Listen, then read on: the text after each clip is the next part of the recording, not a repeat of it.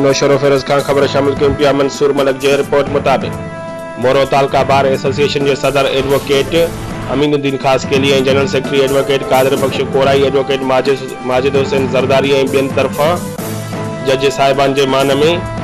Farewell party ॾिनी वई। उन सिलसिले में एक शानदार तकरीब थी गुजरी, जंहिंमें justice high court Sukkur mister Mohammad Junaid Gaffar, justice high court mister इरशाद Hussain, justice high court mister Amjad Ali सहतो, justice high court Sukkur mister Zulfikar Ali Solangi,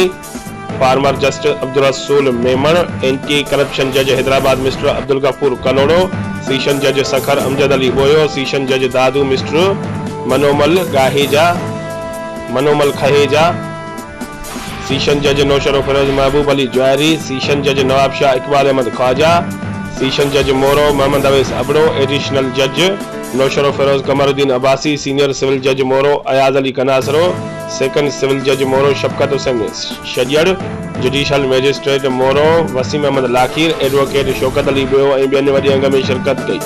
उन मौके ते आयल मेहमानन के सिंध जी सूखड़ी अजरक सिंधी टोपिन पटकन और शाह जे रिसालनि जा तोहफ़ा गिफ्ट किया विया। उन खां अॻु मोरो कोर्ट में पहुचण ते जज साहिबान जो गुलाब जे गुलनि सां शानदार इस्तक़बाल कियो वियो। उन मौके ते जज साहिबान कोर्ट अॻियां बूटा पिण लॻाया।